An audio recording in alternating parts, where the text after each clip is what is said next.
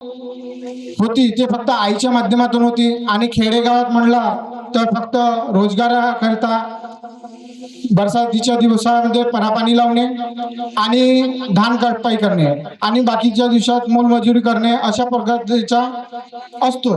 तर या पद्धतीनं माझी आई घर संसार चालवायची।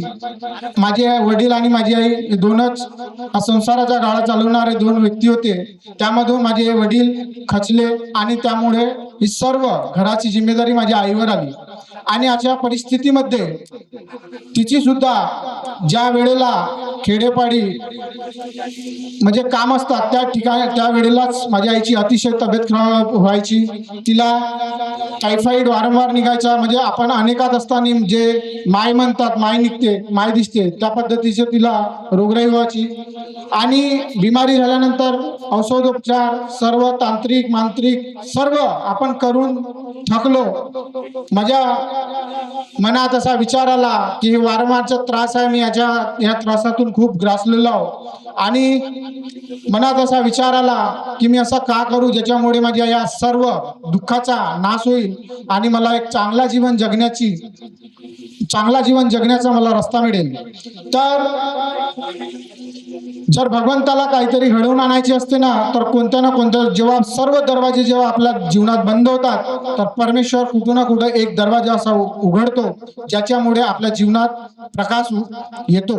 तर हनुमान जी को प्रणाम। महान त्यागी बाबा जुमदेव जी को प्रणाम। परमात्मा एक। भगवत प्राप्ति करिता निष्काम कर्मयोग साधना करता परमपूज्य परमात्मा एक सेवक मंडळ वर्धमान नगर नागपूरच्या वतीनं शाखा गोंदिया अंतर्गत महान त्यागी बाबा जुमदेवजी यांच्या आदेशानुसार आज एका भगवंताची मासिक चर्चा बैठक ग्राम पुरगाव या ठिकाणी सुरुवात आहे। या चर्चा बैठकीमध्ये स्वयंशक्तिशाली भगवान बाबा हनुमानजी उपस्थित आहेत, भगवंताला माझा प्रणाम। आम्हा सर्वांचे सद्गुरू महान त्यागी बाबा जुमदेवजी उपस्थित आहेत, बाबाला माझा प्रणाम। आम्हा सर्वांची लाडली आई वाराणसी आई उपस्थित आहे, आईला माझा प्रणाम। तसेच आजच्या या चर्चा बैठकीमध्ये आवर्जून लाभलेले शहापूर परिसरातील अध्यक्ष महोदय विजयजी भोंडे साहेब अध्यक्षपदी उपस्थित साहेबांना माझा नमस्कार। तसेच आजच्या चर्चा बैठकीचे उपाध्यक्ष म्हणून लाभलेले खमारी परिसरातील मार्गदर्शक माननीय हेमराजजी लांजेवार साहेब उपस्थित आहेत, साहेबांना माझा नमस्कार। आणि मंचावर उपस्थित परमपूज्य परमात्मा एक सेवक मंडळ अंतर्गत सर्व मार्गदर्शक मंडळी उपस्थित आहेत, सर्व मार्गदर्शक मंडळींना नमस्कार। आणि आदरणीय मंच उपस्थित आहे, मंचाला माझा नमस्कार। तसेच आजच्या चर्चा बैठकीचे सूत्रसंचालन करणारे जबाबदार सेवक माननीय राजकुमारजी राऊत गोंदेकारी संचालक साहेब उपस्थित, साहेबांना माझा नमस्कार। आणि बाबाच्या कुटुंबातील सर्व सेवक सेवकिनी लहान मुलं बाळ उपस्थित आहेत, सर्वांना आदरपूर्वक नमस्कार। आणि ज्या परिसरात पुरगाव परिसरात कार्यक्रम चालू आहे अशा या गावातील ज्यांच्या कानापर्यंत आवाज जात आहे अशा सर्व मानवांना माझा आदरपूर्वक नमस्कार। तर आजच्या संचालक महोदयांनी मला बाबाच्या शिकवणीवर अनुभवाच्या माध्यमातून विचार व्यक्त करण्याकरिता सांगितलेले आहे, ते भगवंताच्या दिलेल्या सद्बुद्धीप्रमाणे आपल्या समक्ष मी आपले विचार व्यक्त करीत आहे। भगवान बाबा हनुमान जी को प्रणाम। महान त्यागी बाबा जुमदेव जी को प्रणाम। परमात्मा एक। भगवान बाबा हनुमानजी मी जीवनात केलेली सर्व पूजा व जुने विचार बंद केले। मी मरीन किंवा जगीन जीवनात एकच भगवंत बाबा हनुमानजीलाच मानीन। मी माझ्या कर्माने चुकलो याची मला क्षमा द्या।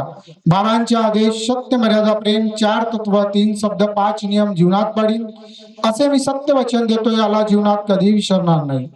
ही सकाळची विनंती आहे आणि या विनंतीच्या माध्यमातून हा एका परमेश्वराला दिलेला वचन आहे, ज्याच्या माध्यमातून आम्ही दुःखी कष्टी मानव या मानव धर्मात प्रवेश केलो।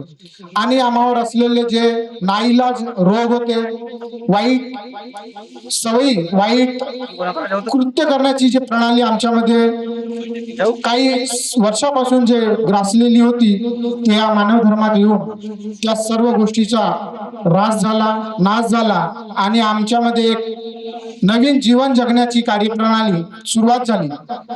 तर असाच एक प्रसंग माझ्या कुटुंबात घडला। 27 ऑक्टोबर 2013 या मानव धर्मात आम्ही प्रवेश केला। मी, माझा भाऊ, माझे आई वडील असं 4 जणांचा आमचा कुटुंब आहे। आणि अतिशय खालावल्या परिस्थितीमध्ये आमची घरगृहस्थी होती. माझ्या आईची अतिशय तब्येत खराब राहायची. वडील आम्ही शिक्षण शिकत असताना वडिलांच्या कमरीवर मुरमाची जे बंडी असते तिची जुवारी पडली, त्याच्यामुळे त्यांची कमर फ्रॅक्चर झाली होती आणि कमावणारी घरी माझी आई एकटीच होती आणि त्याच्यामुळे आम्ही शिक्षण करणारे 2च मुलं होतो आणि शिक्षण करत असताना घरी जो आवक येणारी जे होती ते फक्त आईच्या माध्यमातून होती आणि खेडेगावात म्हणला तर फक्त रोजगाराकरिता बरसातीच्या दिवसामध्ये परापाणी लावणे आणि धान काटपाई करणे आणि बाकीच्या दिवसात मोलमजुरी करणे अशा प्रकारचा असतो. तर या पद्धतीनं माझी आई घर संसार चालवायची. माझे वडील आणि माझी आई 2च संसाराचा गाळा चालवणारे 2 व्यक्ती होते. त्यामधून माझे वडील खचले आणि त्यामुळे ही सर्व घराची जिम्मेदारी माझ्या आईवर आली आणि अशा परिस्थितीमध्ये तिची सुद्धा ज्या वेळेला खेडेपाडी म्हणजे काम असतात त्या ठिकाणी त्या वेळेलाच माझ्या आईची अतिशय तब्येत खराब व्हायची. तिला टायफॉइड वारंवार निघायचा. म्हणजे आपण अनेकात असताना जे माय म्हणतात, माय निघते, माय दिसते, त्या पद्धतीचे तिला रोगराई व्हायची आणि बिमारी झाल्यानंतर औषधोपचार सर्व तांत्रिक मांत्रिक सर्व आपण करून थकलो. माझ्या मनात असा विचार आला की वारंवारचा त्रास आहे, मी या त्रासातून खूप ग्रासलेलो आहो आणि मनात असा विचार आला की मी असं का करू ज्याच्यामुळे माझ्या या सर्व दुःखाचा नाश होईल आणि मला एक चांगला जीवन जगण्याचा मला रस्ता मिळेल. तर जर भगवंताला काहीतरी घडवून आणायचे असते ना तर कोणत्या ना कोणत्या जेव्हा सर्व दरवाजे जेव्हा आपल्या जीवनात बंद होतात तर परमेश्वर कुठं ना कुठं एक दरवाजा असा उघडतो ज्याच्यामुळे आपल्या जीवनात प्रकाश येतो. तर असाच जो अनुभव आहे आमच्या परिवारात घडून आला. या मानव धर्मातील सेवक योगराजजी कुसराम आमच्या मोगावला राहतात. त्यांच्या माध्यमातून एका परमेश्वराची आम्हाला रूपरेषा मिळाली आणि त्यावेळेला ते 27 ऑक्टोबर 2013ला आम्ही मार्गदर्शकाच्या निवासस्थानी शोभेलालजी स्वर्गवासी कुसराम काकाजी यांच्या निवासस्थानी गेलो. त्या ठिकाणी आम्ही सर्व आपली अभ्यर्थी सांगितला आणि सांगितल्यानंतर त्यांनी 7 दिवसाचे आम्हाला विचाराचे कार्य दिला आणि त्या विचाराच्या कार्यामध्ये प्रथम चमत्कार मला माझ्या घरी दिसला. जी आई 3 महिन्यापासून बिमारीने ग्रासली होती, स्वतःचं काम करू शकत नव्हती, खाटेवरून उठून बसू शकत नव्हती, त्या परिस्थितीमध्ये जेव्हा आम्ही कार्य घेऊन आला त्या परिस्थितीमध्ये घरी आल्यावर माझ्या आईनं संपूर्ण काम केलं. त्यानंतर माझ्या वडिलांना सुद्धा चालण्याचा बसण्याचा म्हणजे जास्त त्रास होता, परंतु भगवंताच्या कृपेमुळे त्यांना चालण्याला सर्वच गोष्टी ते आपल्या स्व इच्छेने करतात आणि धीरज हळूहळू आमची आर्थिक स्थिती, शारीरिक स्थिती, मानसिक स्थिती ही उंचावर आली आणि हे सर्व झाले एका भगवंताच्या कृपेमुळे. आणि ते झाले महान त्यागी बाबा जुमदेवजी यांनी आम्हाला जे मोफत ही सेवा फुकटात नाही वाटून दिली, परंतु आम्हाला या कर्माच्या माध्यमातून या दैवी शक्तीला आम्हाला किंमत चुकवणे आहे. कारण आम्ही म्हणतो की आम्हाला हे दैवी शक्ती फुकटात मिळाली, फुकटात नाही मिळाली.